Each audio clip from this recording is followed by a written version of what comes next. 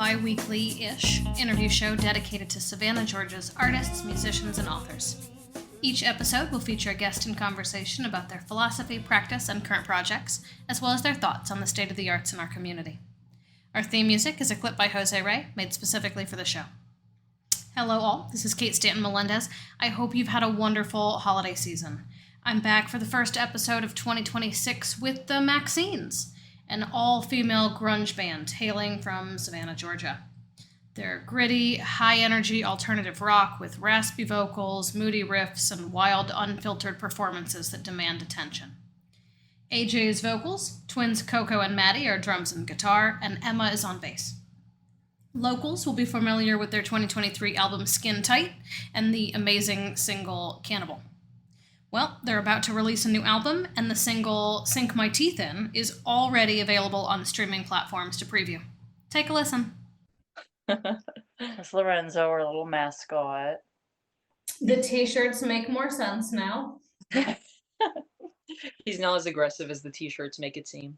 But, I was expecting wings and, Fire thing, yeah. He's a little tough guy. Is everybody here? Everybody is connected? Everybody's good? Yeah. I think so. Love that. Well, thanks, y'all. I'm glad we got to connect, and thanks for reaching out. Love the new single. Excited for the new album. Hey, we're the Maxines. From Savannah, Georgia. Are you Coco? Who's Maddie? What do you play? I'm Coco. I play drums for the Maxines. I'm Maddie, and I play guitar. I'm Emma. I play the bass. And I'm AJ. I write the lyrics, and I'm the vocalist. Fabulous. Together, When did the band start? The band started in 2021, but like later 2021. And we had our first show in December of 2021. And we started with covers, and then we started writing original music in 2022. And Emma became our bassist in 2023. How did you find each other? I mean, if Emma's the last one in, were you just a three, party of three before? Or how did you meet? There was 4 of us, and my coworker found out that I played instruments, so she was like, we should start a punk band. So she connected me and Maddie, because she knew Maddie played instruments too, with AJ and our bassist before, Veronica. And she just connected all of us, and then she didn't end up being able to stay in the band, but she still connected all of us, which is awesome. We would never have met if it weren't for her. And then in 2023, that was when we were going to go on tour. Veronica has her own band, like her and her partner are in a band with just the 2 of them. So she wanted to go focus on that, because she also couldn't take the time off to go on tour. So we knew Emma from work, and she played guitar. So we're like, do you want to play bass for us? And so that's how Emma joined the band. Yay! You guys just came back from tour, right? So the time of this recording is mid-December, and it'll go out in like mid-January. So from here, November 18th, you were in Cleveland. November 19th, you were in Indianapolis. November 22nd, you were in Chicago. That's so much fun. Talk to about the tour. So we were playing with a band from mine and Coco's hometown in Guelph, Ontario, Canada. They're sort of like a grungy goth band called Bonnie Trash, and we've been wanting to play with them for a while, and they had already planned a tour up north with like all those dates. I think it's their first US tour, because it's really hard for Canadians to play in the States. But we were messaging them, and they said, you guys should just hop on a couple shows. So we decided to make the trip all the way up north and play those, was it 3 shows? Yeah. That we played with them over the course of a week. And it was so much fun. They're so awesome. And we're really hoping to make it up to Canada with them at some point and have them come down to Savannah too. But it was really fun going out on tour and playing shows with them. So when you went on tour, you would have already been working on your new album. You just like waited the extra week and a half to tease it and release the single. Yeah, I think we were still working, we were finishing some of the artwork and stuff to make sure the single was ready to release. But we've been playing songs from the album on the tour. Was there any songs we played for the first time? I don't think so. I don't remember. I think it was so long ago. But yeah, we were playing I think mostly just songs from the new album. We've sort of Phased out all of our songs from the last yeah. album, yeah. So most of our sets were all the brand new songs, which is really exciting to play, and which makes us more excited to get the album out because it's hard to play a song and say, you can't actually listen to this anywhere, but just wait a couple months and we got you. That is a little backwards. So do you have a release date? We haven't Not- decided one yet. Not an official one yet, but definitely early 2026. Fun. Love that. So what's everybody's inspiration? I mean, if Addie or AJ, you're writing all the music?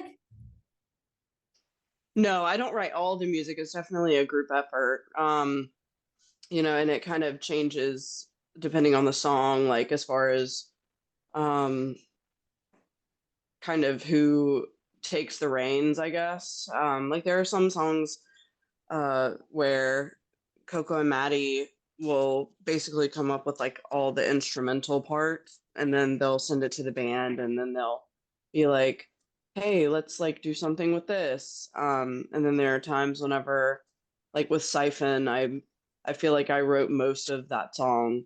I came up with the guitar riff and the guitar solo. I did not play the solo. I literally sent Maddie a voice recording of me like singing the solo. And she like recreated it perfectly, and then I already had all the lyrics and everything, and I basically like presented it to the band. So sometimes things kind of like come together, or Maddie will just have like part of a riff and then we kind of just go off of that. Sometimes I'll have ideas for a chorus and like how it sounds and like lyrics to go with it, but I don't really have any ideas for a verse or anything like that, and then we kind of just come together and like put it all together. It's definitely a group effort. It's not definitely not all me. I cannot take credit for that. It's definitely a group effort, and we all have such great ideas whenever we come together. It's we never shut anyone out. We always try to hear everyone out whenever we have ideas, and even if we're like, I do not think that's going to sound good, we're always like, yeah, we'll try it, you know? No one is like a drill sergeant, or there are no egos or anything, it makes the process with writing just so much fun. Which that's really what it's all about, is having fun. Like if you're not having fun doing this, then you're not doing it right. So, and you have to just be enjoying it, and that's definitely how it feels for sure. Some of that has to be because it's an all-girl band. There's no drama because it's all women, and we're definitely superior. Yeah. Yeah. No one's telling anyone what to do or how to play their instrument. There's no mansplaining because you did not allow any men. No. So how does the recording process work for you all, since you're so fresh out of the studio? The first time we recorded, it was like we had no idea what we were doing. Like for the first album.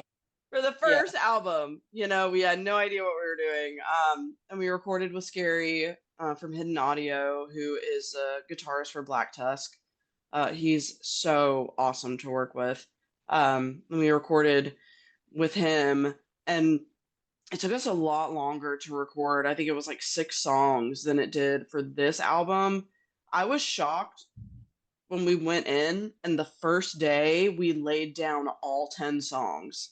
Oh. Like in one day. I was literally like, how did we just do that? Like, it was crazy. So it really goes to show like how much we've developed as musicians. and just I don't know. I don't want to say. I definitely don't want to say like mastering our craft, but honing our craft more, and knowing what we want, knowing how we want things to sound. Um, yeah, I think that recording this album was so much more fun, in my opinion, than recording the first album. Um, yeah, I don't know. It was just a really great process, and Scary just makes it so fun and easy and chill, and he's so professional and patient. um, and yeah, it was just really fun. Where did you record it? Where or Mhm. when? Oh, I guess It, both. yeah, so we recorded. Oh, when was it? It was October that we recorded. I think like It was beginning like of October, October. like 15th or 15th, or yeah. 18th, something like that. Something like yeah, Yeah. something like that. Mid-October. It's all a blur. And it's at Scary's home studio, Was it here in Savannah? It's in Savannah area. Okay. Yeah. Yeah.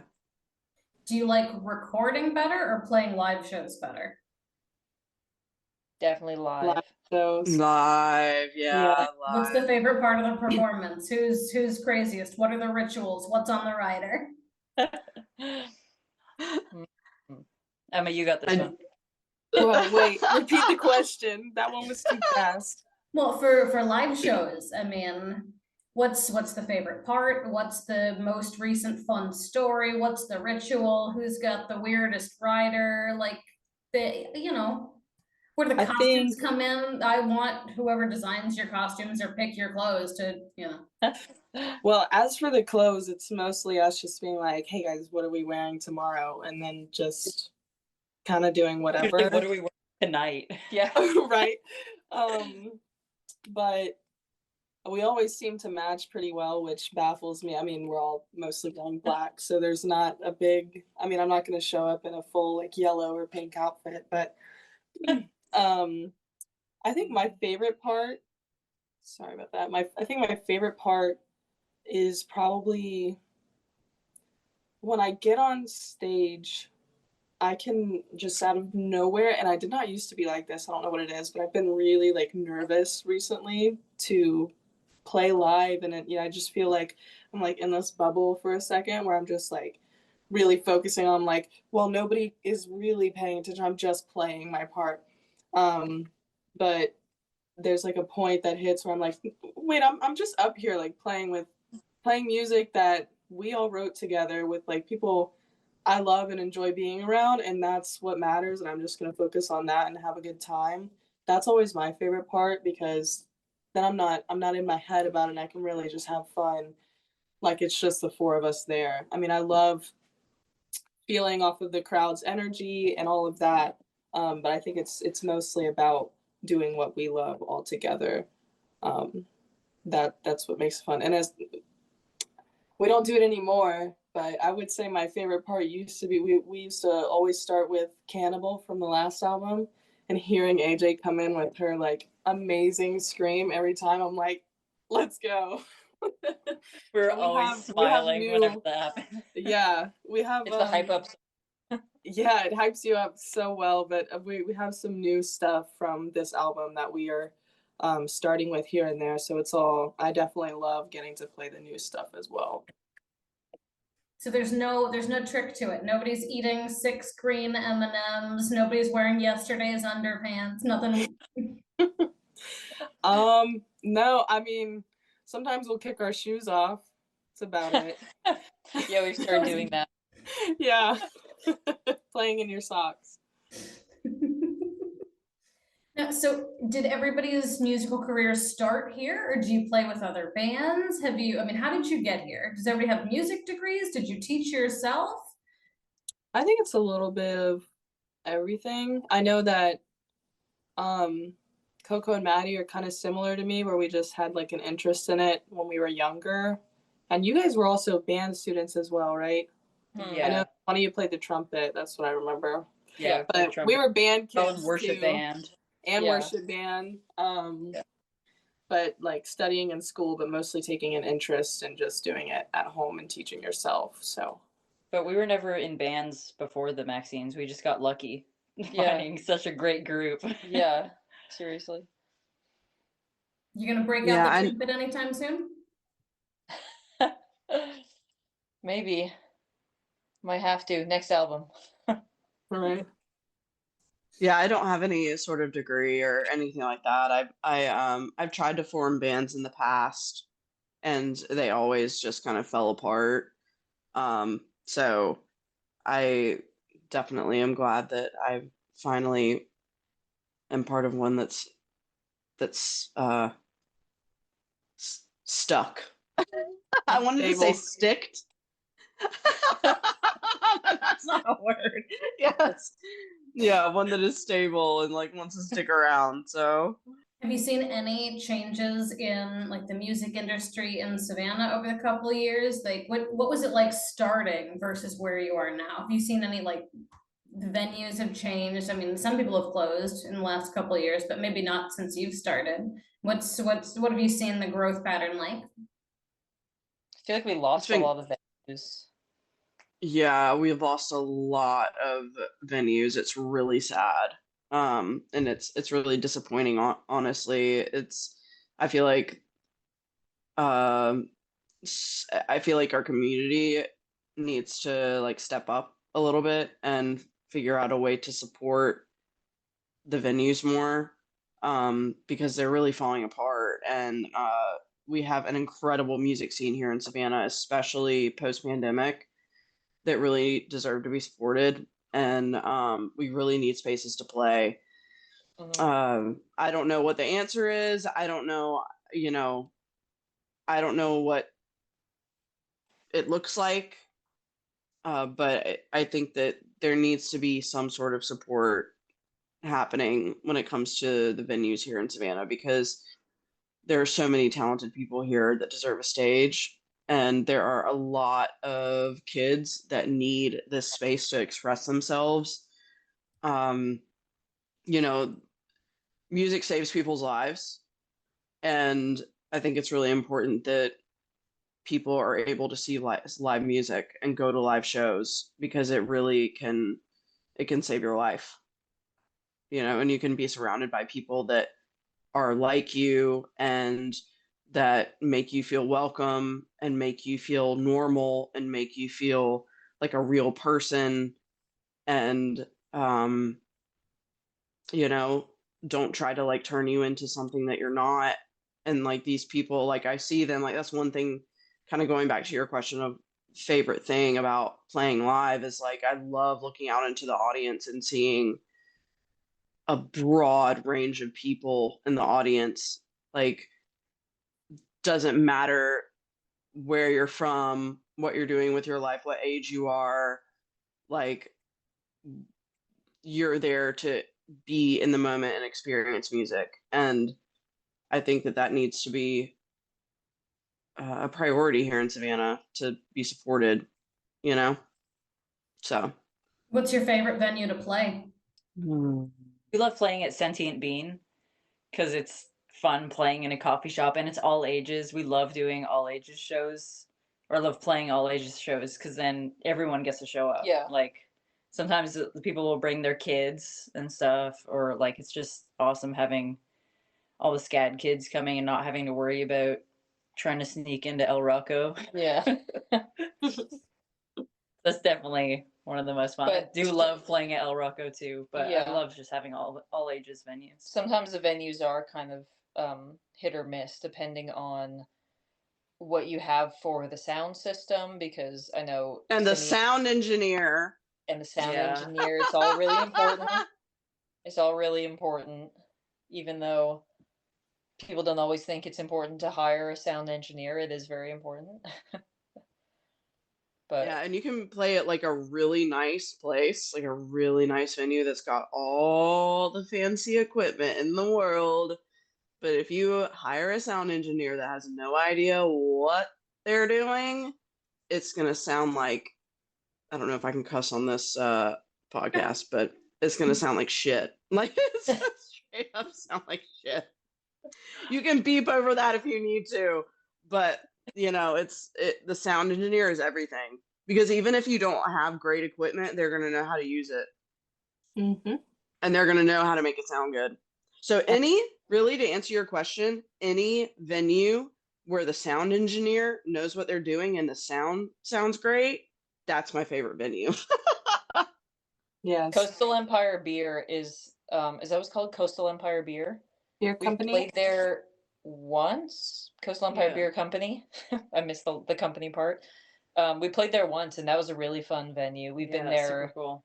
We've gone to see shows there a couple times too. That's sort of a newer venue, like show wise. I think they've been open as a brewery for a while, but they just started doing shows there. And anytime we've played there, the sound has been great, and they have a stage set up, and I think it's all ages there too. And that's just perfect. We love a venue with good sound and one that's all ages And beer. and beer. I know nothing about music. Teach me something. Ooh. I'll teach you something. Just listen to what you love. Just listen to what you love. It doesn't matter. You don't have to know. You don't have to know. I mean, Kurt Cobain is like famous for being like, I don't care about the classical training of shit. Like, I don't care about it. I go by everything, like, by what it feels like. And like, you don't have to know. I have no idea. I literally have no idea what key I am singing. If I just sang a note, I have no idea what key it is. I don't know. I do everything by feeling. And if it feels right, then it's right. If it doesn't feel right, it's not right. So just like, don't even worry about all the mechanics of everything. Don't even worry about like what's quote unquote by the book. Like, just go by what feels right. You know, like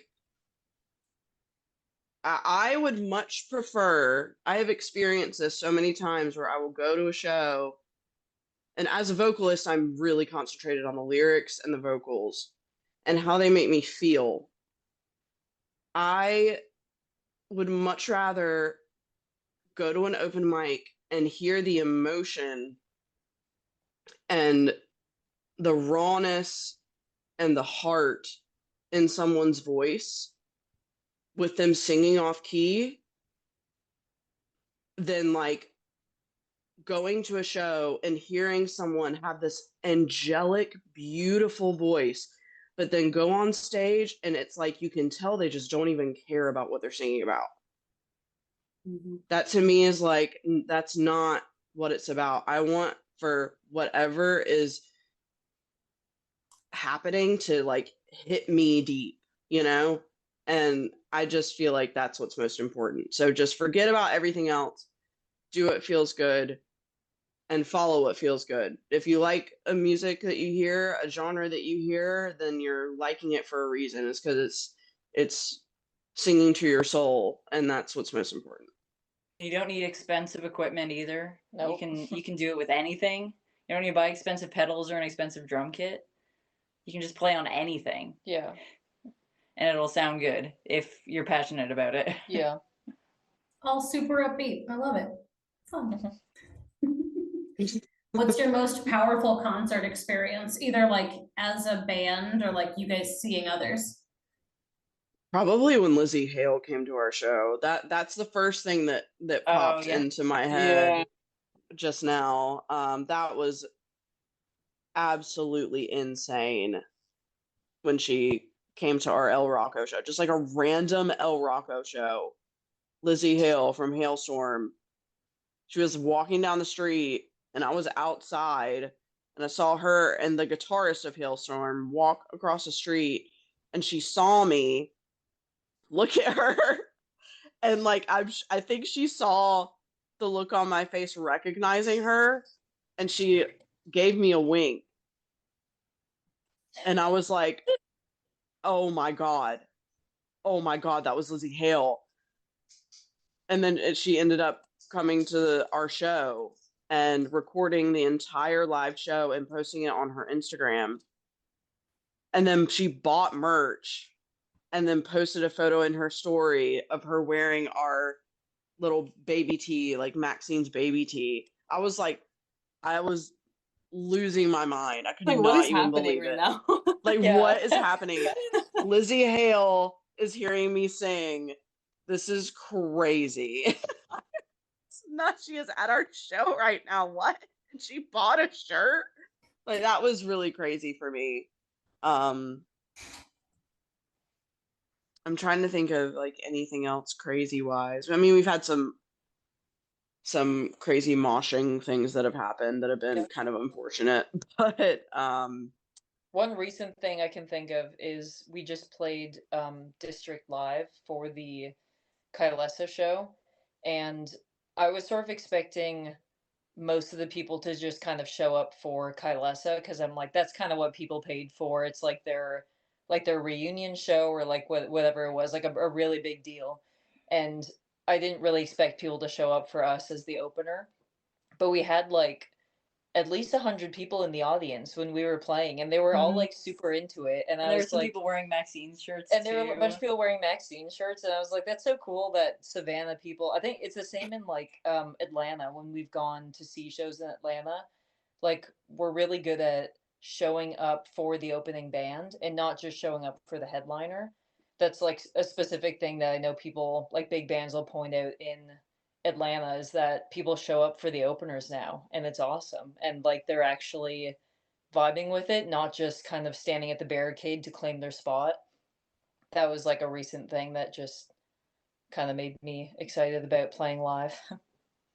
I will say, I feel like I talk about this in every interview that we have, but it's like such an awesome experience. It was the last show that they played with the previous bassist was their album release show for the first album, and I went there as a fan but also a friend, and I've never been to a large scale concert, and I had only been going to local shows for like, what y'all say, like 2 months or something like that. Mhm. And I've never seen like such pure excitement and passion from not only them, because they were obviously very excited to share this whole album that they spent all this time writing. But I could tell that everybody that was there, and there were tons of people there, everybody that was there was so like hyped up to hear everything and see this big show of them play every single song on the album, and like everybody was just going crazy. I was going crazy, and it was just a very, very cool experience to see it happen. And then that me also knowing that I was about to go travel with them for tour and get to like experience that myself. And I didn't never think I'd be in any kind of band or anything like that. So that was like such a surreal experience. What's everybody's go-to karaoke song? I feel like Ooh. I've been trying to find what a good karaoke song would be. Like I've been searching for a good karaoke That's for song. the perfect one. Yeah, for the perfect one, and I can't find one yet. I don't know if I would ever even do karaoke, but I feel like I need to have a karaoke song. And there's like ones that I can think of, but I'm like, no, the instrumental in the middle is too long, so it would It be needs too to be awkward. perfect. It needs to be perfect. I'm like overthinking it. But I would definitely want to do one that's like a duet or something, so I could drag a friend on to do like some harmonies, because I would not go up there by myself. Exactly. for me, Yeah, it's Ellen probably has a good- anything Amy Winehouse. Yeah? Anything Amy Winehouse for me, or Alanis Morissette. Oh Love yeah. it. Oh yeah. Oh yeah. Fiona Apple. Throw in some Missy Elliott, because why not? Do some You Rage know? Against the Machine. Could do Yeah, some Rage Rage- Against the Machine. Yeah, why not? Why not? See, AJ, you get all these karaoke songs because you learned the lyrics for our covers, so you can do any of those for karaoke. I don't know the lyrics to songs. Yeah, Just a AJ's whole kind of performance. cheating. Yeah, it's As not the fair. actual singer. All right, Emma, what you got? What's your go-to? I don't know. I can't rap, that's for sure. Very cool. I have a karaoke playlist just in case. But I just looked It's terrible. I don't want to. Maybe American Woman by Lenny Kravitz, because I love that. Oh, I've been listening to that for yeah. years. But I don't know. That's a good enough one, I guess. Something by Fall Out Boy would be good. I think Fall Out Boy would be good. Yeah. That That's what I'll ages do. us. That's a very specific age bracket for Fall Out Boy, right? Old Fall Out Boy though. Old Fall Out Some Boy. good old Fall Out Boy. Is there new Fall Out Boy? There is new Fall Out Yeah. Boy. It's Yeah. It's okay. it's music. Okay. All right. Are there any jobs or like side gigs or like day jobs that you've had that have helped get you to where you are now with the Maxines? There's any Oh, like we all crossover have day skills? jobs. Yeah, we all got our day jobs. We all got our day jobs. No, I mean like okay, so it turns out that Snoop Dogg is an excellent sushi roller, like master level sushi roller because transferable skills. Do you have any transferable skills from the real world that like maybe us peons could emulate to try to be as cool as you one day? Oh my God, that's so funny. I love that so much. Oh, wow. Well, this isn't transferable, but I mean, I met them through a job. The Coco Yeah, Maddie. that's good. Connections. And I mean, I work with my hands, so my hands don't get as tired when like playing, like sink my teeth. That one, when we first started playing it, I was like, I need to like just do this all the time or something. Like I need to work out my hands a little bit. But I feel like it helps, maybe. I am lucky I get to listen to music at work all day. I work in like the roasting room at a coffee shop. So I get to, and it's really loud, so I just get to put on headphones and listen to music all day. And usually I'm like listening to stuff and making notes and taking inspiration and listening back to my voice memos and like listening back to our album, like the demos and stuff, just like all day getting inspiration, which is kind of nice to have. Like sort of, it's a pretty boring job, but I get to also be creative for like 8 hours straight because I can listen to music and take inspiration, and I feel like You get a brainstorm. I get to and stuff. brainstorm while I'm making money at my job, so that's kind of beneficial, honestly, being able to listen to music all day. I don't know if I have transferable skills. I'm just cooking all day. I mean, it helps when we're on tour and we go to an Airbnb and we need to cook for ourselves. We True. have a personal chef. That's I mean, true. we all cook, but Yeah. Yeah, and I work in fine dining hospitality. So I feel like it helps me connect with my fans for sure. Having that like hospitable like care, I guess, especially when I'm at the merch table, and just I think that that's definitely transferable there because I love hospitality. It's like a stage face, yeah. For sure. Yeah. With the new Well, album yeah, coming out, what do you guys want to talk about? Our favorite songs on the new album, maybe? Yeah, hit me. That's hard though. I was gonna say you Oh won't get to God, choose. that's so hard. Just Okay, what's the first one? currently, like if you pulled up the whole thing, what's the first one you're clicking on right now? It doesn't have to be your favorite. Starve. Starve. Maybe Starve. Which we have never performed live or debuted yet. There are 2 songs on the album that we have not released or like played live or There are anything. There are secret songs. There are secret songs in there, They're little good secret sneaky. songs. They're really good, sneaky little songs. I think mine right now would be No Kings. That one's a lot of fun, and I love the lyrics. Yeah. Yeah, it's a good one. God, I can like not answer this question. This is like, I feel like they're all like my children, Right? You're picking Or like, favorites. or let me rephrase, because I don't have any children. I have dogs. So like, I feel like if I had 10 dogs, it's like, how do I choose my favorite dog? They're all so You know? different. Yeah, they're also different and they have their quirks and you love them all, and some are more mischievous than the others, and some are sweeter than the others, but you love like the mischievous and you love the sweet. It's like, oh, but I love all of you. Like it's so hard to choose. Like it honestly depends on my mood. I Mhm. really, really love Siphon. I just that song is really vulnerable for me, and I connect with that song on such a deep level, and I love singing it live. Um, I feel like there's just a lot of emotion behind that song, and when I'm singing it, I just like really feel that emotion. Um, uh, I do love Starve. Starve is so good, and I feel like the message in Starve is really powerful. I think the lyrics are really powerful.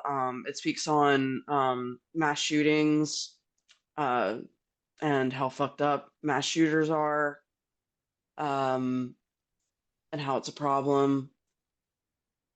And so I do really love that song. It's part of it is like spoken word.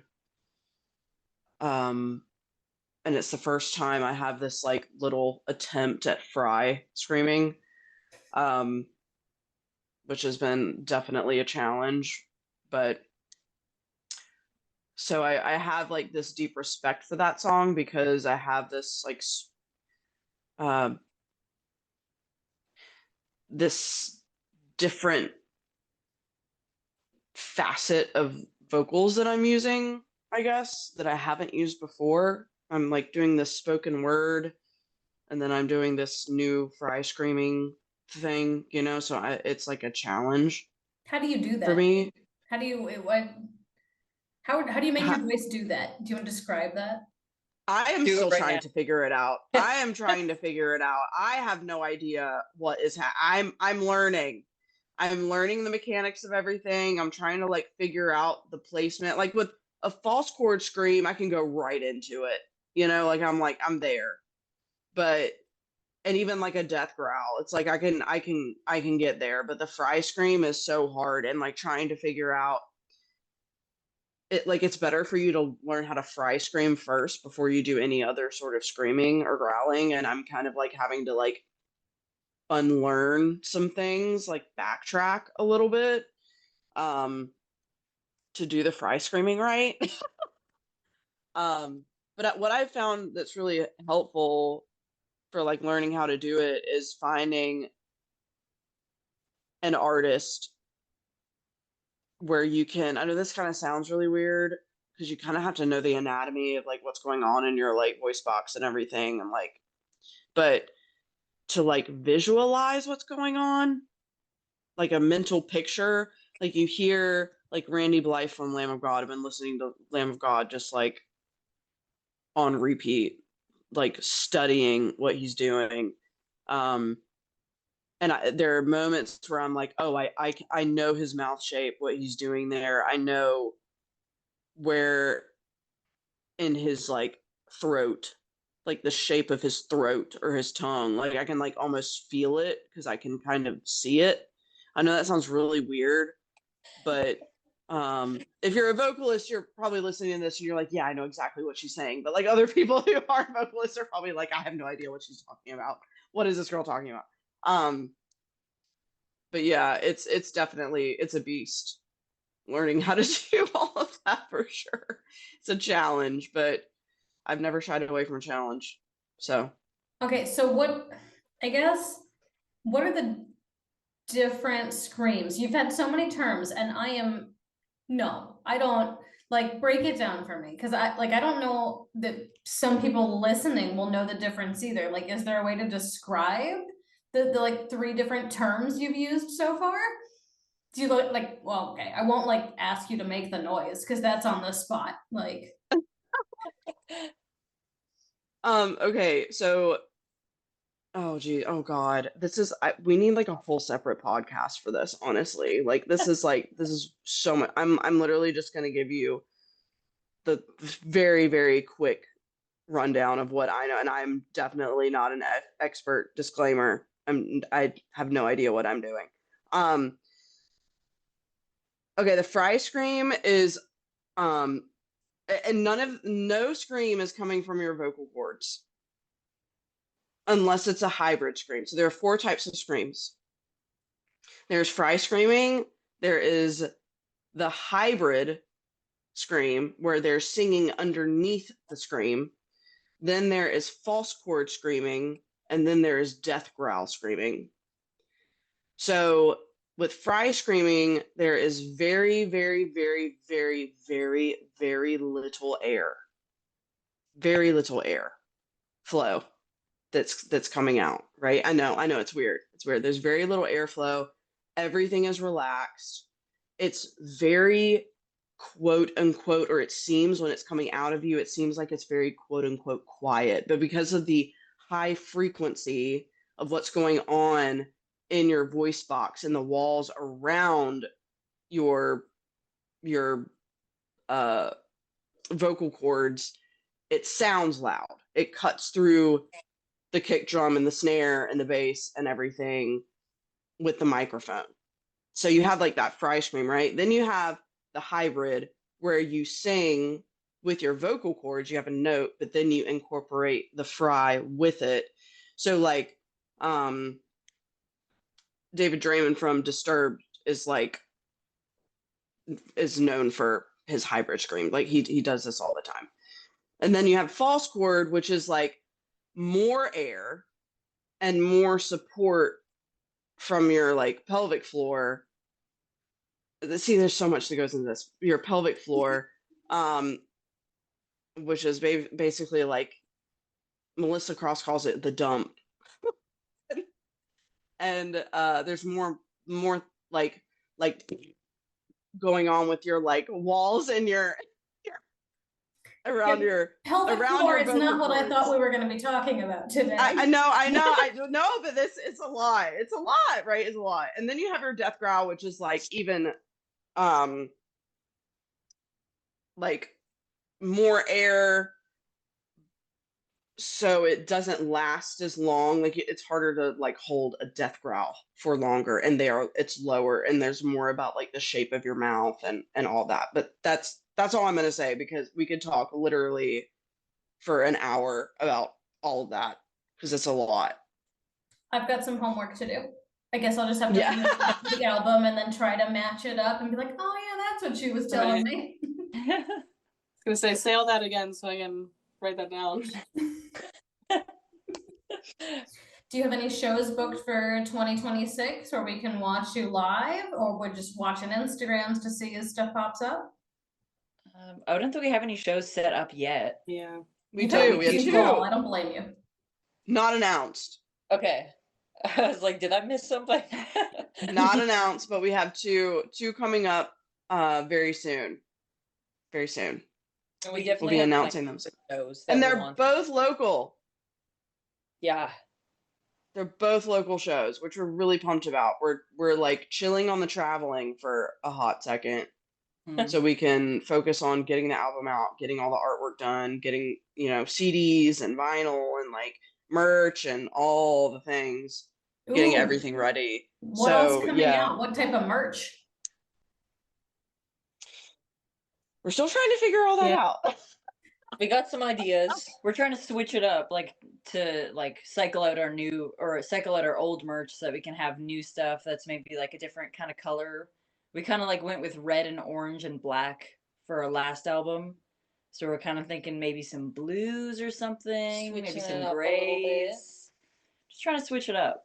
And we love coming up with merch ideas, so Yeah, we print a lot of the merch ourselves, so it's always fun coming up with a new.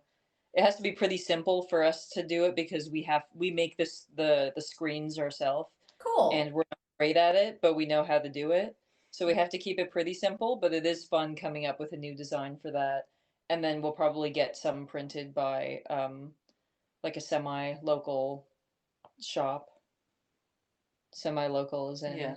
Nashville. Get some stickers and stuff. Yeah. We all haven't really the started planning classics. that yet. We No, should. we did discuss some stuff, but Mhm. yeah. We're still in the process of making all the artwork. So we're really like, for this album release, we're kind of just taking it step by step with like the next thing on the list. Okay, we're gonna cross that out. All right, next thing on the list. All right, we're gonna cross that out. Next thing on the list, we'll cross that out. So it's kind of like we're kind of planning as we go. You know? We're not rush it either too much, at least. Like, we're excited to get the music out and then we want it out, but we want to make sure we're happy with it and we're happy with the merch and with the artwork and stuff, and we're able to do like a release that we're all happy with. So we're not really putting too much pressure on getting it out like by the end of the year or something like that. We just want to make sure we're all happy with it because we're all super proud of like all the songs. Before we end, we've got a couple minutes, but not like tons. This goes by so fast. Do you want to like walk us through the 10 songs? What's coming out? Like a title and like a vibe or like an inspiration, like what to look forward to? We're working on the track list still. Okay. So we definitely don't have them all in order. I need to get the song names because I always forget like one song when I'm listing off all the songs. You forget one of your babies? Oh. Is it the same baby? I have so many. What one should we start with? Do we want to talk about our secret songs, or two that we haven't played live before? I don't know. I feel like we need to kind of maybe be a little mysterious. Maybe that's my vote. But if y'all wanna talk on it, then we can There's talk 8 about others to talk about. we already talked about Starve. So, but we didn't talk about it too much. But you know, I mean, there's ones that we've played live that we've talked about the meaning behind it, right? Yeah, like do we want to talk about Bleeding Linoleum? Maybe. Yeah. I mean, you're the one who wrote the lyrics, AJ. So Okay, you want me to talk? Okay. whatever one you want to talk about. I mean, there's so many different themes and like vibes in the album. Like we have songs that are very like Smashing Pumpkins inspired with like music wise, and then some that are like Korn inspired. So it's a lot of different vibes. We have some themes that kind of match, but it really is kind of all over the place for this album. yeah. Yeah, one thing I love about it is that like every song sounds so different. Like you can tell it's the Maxines, but every song sounds so different. And it's like you have pop, which is so new metal. Like I even had a friend that listened to the album who I work with, and he was like, "Yo, what's that new metal one that's on there? What's that one called? The new metal one?" And I was like, is it No Kings? Is it pop? Is it?" And he was like, "Pop, that one. That one's awesome." Like, you know? So it's like, it's really cool that we have, really, it's almost like we have like 5 really like moody songs, and then we have 5 that are like a little harder and more feisty. So you have like this really cool mixture of vibe, and it's like the tones are different. Maddie uses a 7-string for some of the songs. We use acoustic guitar for some of the songs too. Acoustic, yeah. And then we are definitely, I will say this, we are definitely ending the album with Punk Love, which is a song that I wrote for my dog that passed away in February. And she was my soul dog. So she was 15 and a half. And it was like really, like I still struggle, and I'm probably always going to, with her passing. And it took me forever ever to write lyrics for that song. It was hard for me to even, because every time I sat down to write lyrics for it, I was a mess. And I'm like, I have to go to work. Like, I can't like sit and write lyrics right now because I have to go to work and be presentable, and I would just be destroyed. So it took me a really long time, and I have so many lines in my journal of like what I wanted to say to her and how I wanted to celebrate her. And I wanted the song to sound like a celebration of her, not like a sad, you know, like a loss. I didn't want it to sound like a loss, because really, like, to me, like, yeah, like I lost her physical form, but like having her in my life was not a loss. Like, I celebrate that I even had her in my life in general. So I wanted her to like live in that song. And I had a dream about her, and part of the song is about that dream, and there's some spoken word in there, and Maddie wrote this gorgeous guitar riff for it. I remember the first time she played it, I was like tearing up, and like there were multiple times during practice that I would just be crying in the practice space, when they would be playing the instrumental part, because I was still writing the lyrics, and they would just play the song like over and over. I'd be like, play it again, play it again, play it again. And I would just be like sitting there crying on the couch while they were playing it. So it definitely feels like sunshine at the end. So we definitely wanted to put that at the very end of the album. It was really important. Punk Love Because is there's always sunshine at the end. Yeah. Yeah. Definitely one of our best on the album. Yeah. I turn up my volume all the way as soon as I get to that song. Like halfway through that song, or like at the end of it, I gotta turn up the volume all the way. I don't care if it hurts my ears or if my headphone tells me, or my phone tells me my headphones are too loud. It's a very sweet song. It kind of comes out of nowhere. Because you have songs like Sink My Teeth In and No Kings and Starve and Pop that are really, screaming and pissed off, and Pop is less, pissed off, but you have these songs that are screaming and pissed off, and then you get to Punk Love at the end, and it's like this sweet song,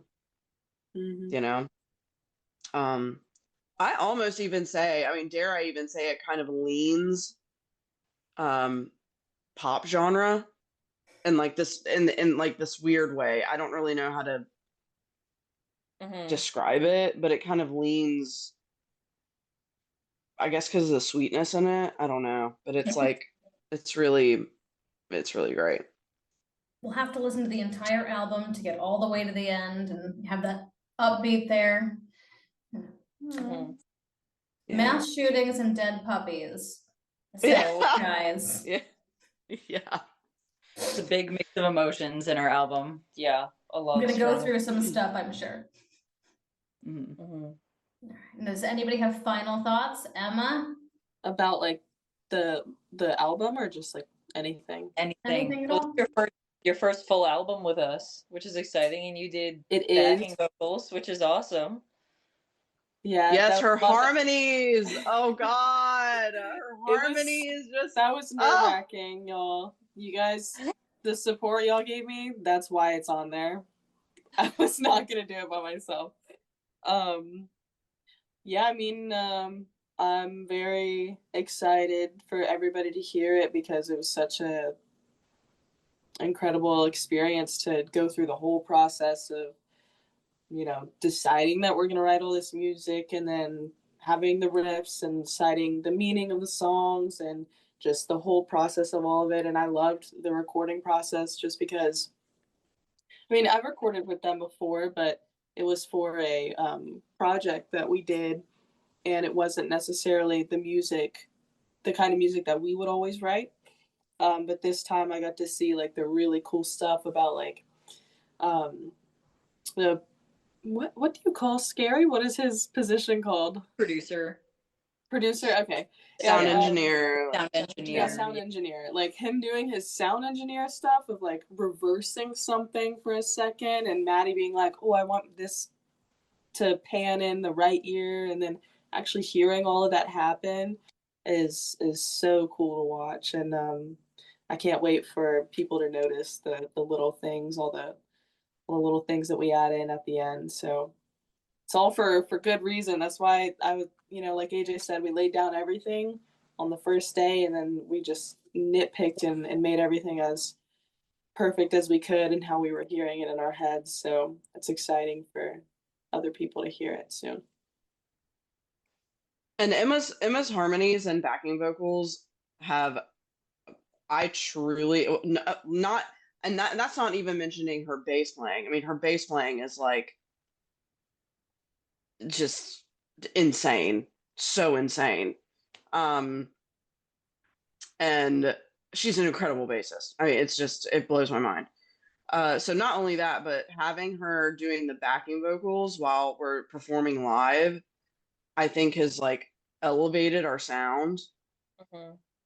And having her harmonize too with me on stage, like having an extra voice just lifts everything up and brings things up another level. It truly does. It truly does. And then hearing it in the recording, oh my God. I mean, I'm just like, You're gonna make me it's blush. so Wow. good. Like literally, like in the chorus of No Kings, like I'm like, oh my God, like the backing vocals are so perfect.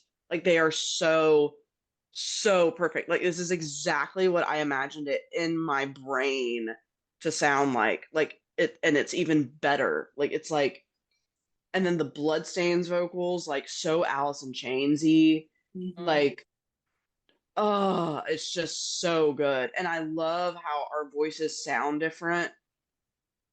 So it's like this, you can tell that it's like a different voice, which I love. Like it's not just mine, like it's someone else's too, which I just love even more. So I just, I could go on and on. I could go on and on.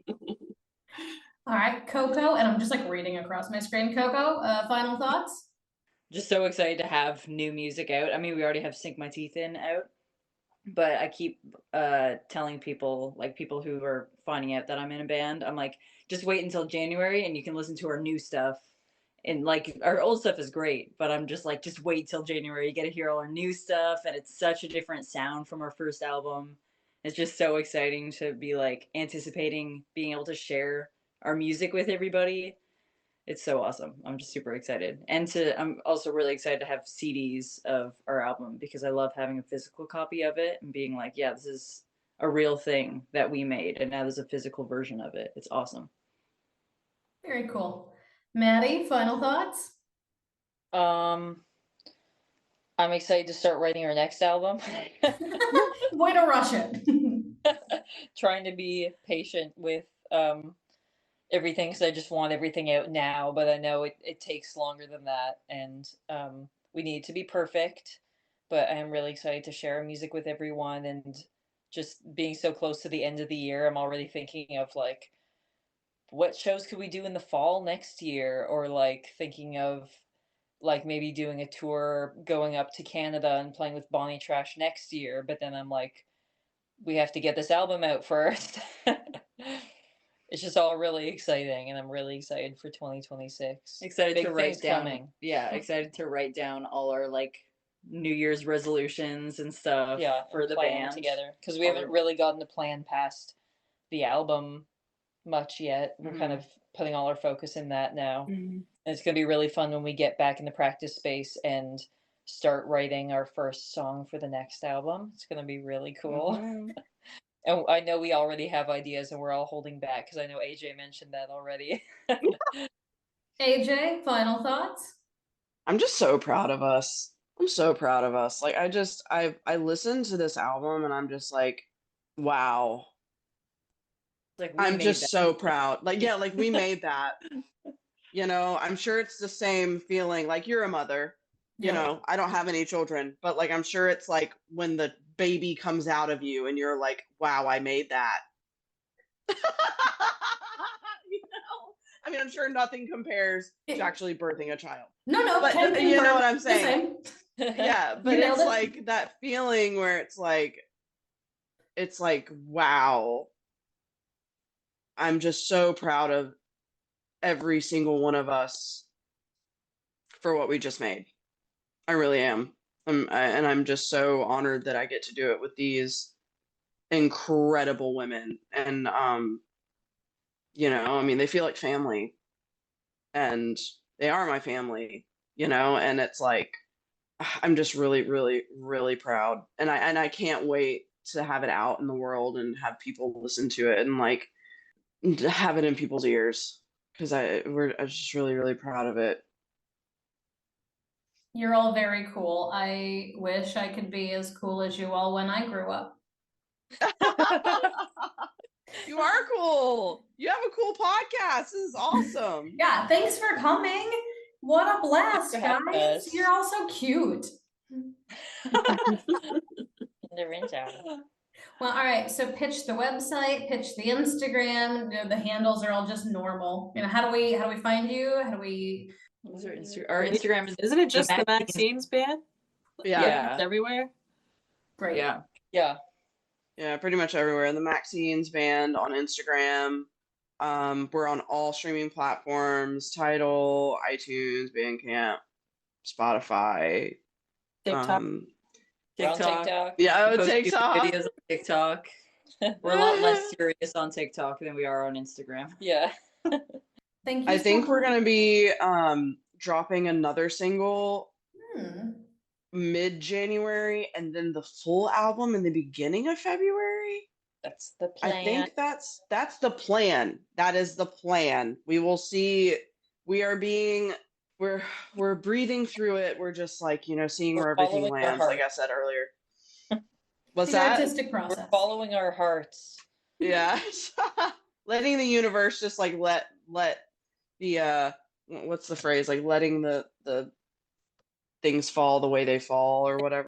So we'll see. But yeah, we'll definitely let you know for sure. Thank you so much for having us. Really, really appreciate your time and Thanks for the questions. Your questions were so fun. Yeah. yeah, they were fun. They were really fun questions. You're my first band. No way! Interview more I think bands. That's so. fun. Yeah, you have to be. I mean, I did Chuck Carby, but like I know him as an artist too, and so he like pitched some music, but like mostly performance art and paintings. You're my first real band. I know nothing. Thanks for teaching me some stuff. Wow! What Thanks was for your listening. favorite thing that you learned today? I'm gonna have to go back really, and I'm gonna pick through the songs and go through the types of screams because I don't know what that means, and I feel like I will when I hear them and be able to differentiate. 100%. Me too. I'm doing that too. Me too. I have no idea. I have no idea. We can send out a quiz after we release the album with what scream is AJ doing in this song? See if I pass. Yeah. Thank you so much to the Maxines for chatting with me. This was my first band interview for the show, and I can't imagine a better way to start than with these amazing kick-ass ladies. Follow them on Instagram at The Maxines Band for updates, and check out their website, www.themaxinesband.com, to buy upcoming new merch. We'll be back next week with Tamara Garvey, a good friend of mine, past host of the show, and beloved local artist and illustrator. Her solo show, The Winter of Our Discontent, at Gallery 2424, opens on Friday, January 30th, with a reception from 5 p.m. to 9 p.m. I can't wait to talk about Log Ladies, David Lynch, Ruth Bader Ginsburg, The Right of Fascism, and bash total Nazi loser J.D. Vance. To pair with the paintings, Garvey had American women respond to the infamous childless cat ladies' statements. The show runs through February 21st and has several associated events, so you have no reason to miss it. See you then.